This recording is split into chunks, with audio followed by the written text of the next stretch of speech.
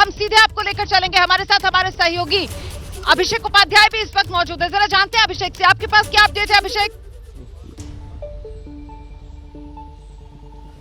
देखिए, सबसे अहम बात वही है जो जिसकी वरुण जानकारी दे रहे थे कि चैम्बर से जैसे जज आएंगे वैसे ये सुनवाई शुरू होगी। सबसे अहम बात 3 है और वो ये है कि ईडी ने जो अभी तक की जो कड़ियां जुटाई है रोमाना, उस पर ध्यान देना बहुत जरूरी है, क्योंकि वो जो कार्टलाइजेशन हुआ था, इस पॉलिसी के तहत जो कार्टलाइजेशन किया गया था वो, और एक जीओएम की बैठक हुई थी रोमाना, जिस जीओएम की बैठक में सत्येंद्र जैन मौजूद थे, मनीष सिसोदिया मौजूद थे, कैलाश गहलोत, और उसमें ये बातें तय हुई थी कि इस पॉलिसी का स्ट्रक्चर क्या होगा। और उस पॉलिसी के स्ट्रक्चर को, प्रॉफिट मार्जिन की बात हुई थी 6% की, और आरोप यह है कि जब केजरीवाल के घर पे हुई उसको 6% से बढ़ाकर के 12% का प्रॉफिट मार्जिन कर दिया गया।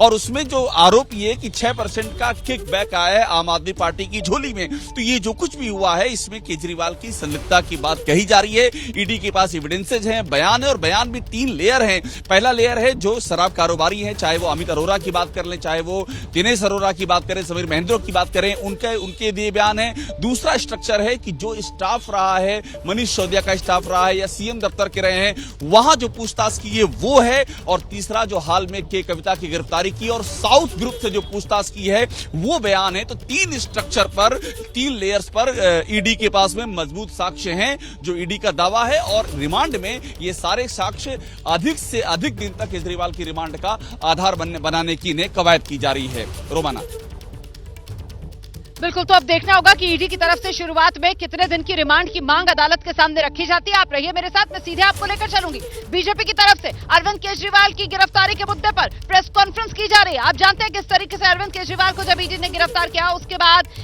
जो बीजेपी है वो आम आदमी पार्टी के निशाने पर आ गई। और न सिर्फ आम आदमी पार्टी के बल्कि सभी विपक्ष एकजुट होकर बीजेपी पर निशाना साध रहा है कि बीजेपी विपक्ष का सामना 24 के चुनाव में नहीं कर पा रही। इसी वजह से विपक्षी नेताओं को निशाने पर लेने के लिए ईडी के कंधे का इस्तेमाल किया जा रहा है, आईटी के कंधे का इस्तेमाल किया जा रहा है, सीबीआई के कंधे का इस्तेमाल किया जा रहा है बीजेपी की तरफ से। इसी को लेकर बीजेपी की प्रेस कॉन्फ्रेंस, क्या कह रहे हैं गौरव भाटिया, सुनाते हैं आपको।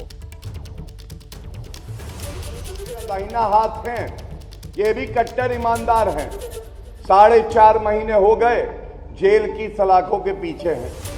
उनकी बेल ईडी कोर्ट से नहीं हुई, दिल्ली उच्च न्यायालय से नहीं हुई, और सर्वोच्च न्यायालय में मामला लंबित है, कोई अंतरिम राहत नहीं मिली। अरविंद केजरीवाल स्वयं अपने पैरों पे कुल्हाड़ी मारते हैं। क्यों? अरविंद केजरीवाल जी, मुख्यमंत्री पद की शपथ लेते वक्त आपने कहा था संविधान की रक्षा करूंगा। सर्वोच्च न्यायालय की तमाम नजीर हैं कि अगर समन आएगा किसी भी जांच एजेंसी का, उसका पालन करना अरविंद केजरीवाल का कर्तव्य था। 9 समन गए। अरविंद केजरीवाल विपासना करने के लिए समय निकाल सकते थे, लेकिन भारत के संविधान रक्षा करने के लिए, सम्मान करने के लिए, कानून का पालन करने के लिए उनके पास कोई समय नहीं था। और इसीलिए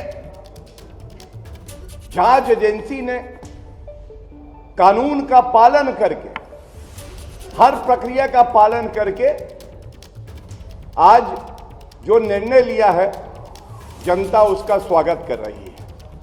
और यह कहना गलत नहीं होगा, जुड़ गई है सारी कड़ी, जुड़ गई है सारी कड़ी, तभी अरविंद केजरीवाल को लगी है हथकड़ी। तो सुन रहे थे आप, गौरव भाटिया को कह रहे हैं जुड़ गई है सारी कड़ी, तभी अरविंद केजरीवाल को लगी है हथकड़ी। अभी तक जो विपक्ष बीजेपी पर आरोप लगा रहा था कि बीजेपी केंद्रीय एजेंसियों का दुरुपयोग कर रही है विपक्ष के नेताओं को घेरने के लिए, बीजेपी आक्रामक होकर इस मुद्दे पर अरविंद केजरीवाल को भ्रष्टाचार के मुद्दे पर घेरती हुई सुना आपने गौरव भाटिया को। हम सीधे आपको लेकर चलते हैं हमारे सहयोगी वरुण जैन के पास और जरा जानते हैं वरुण जैन से, कोर्ट रूम में सुनवाई शुरू हुई क्या, जज साहब पहुंच गए हैं क्या? वरुण, अपडेट क्या है, बताइए विस्तार से।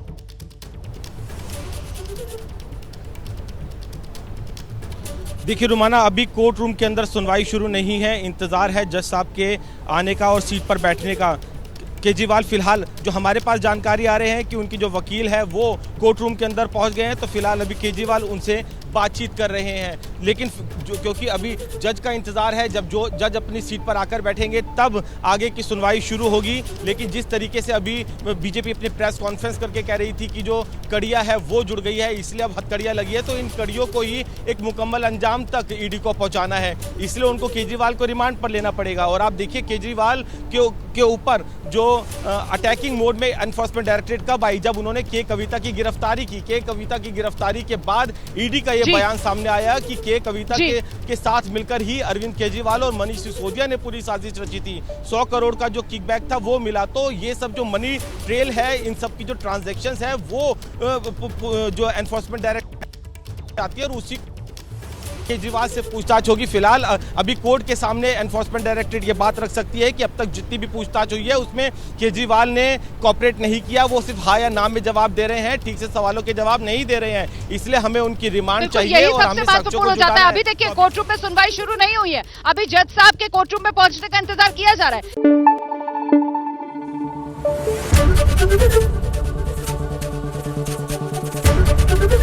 एबीपी न्यूज आपको रखे आगे।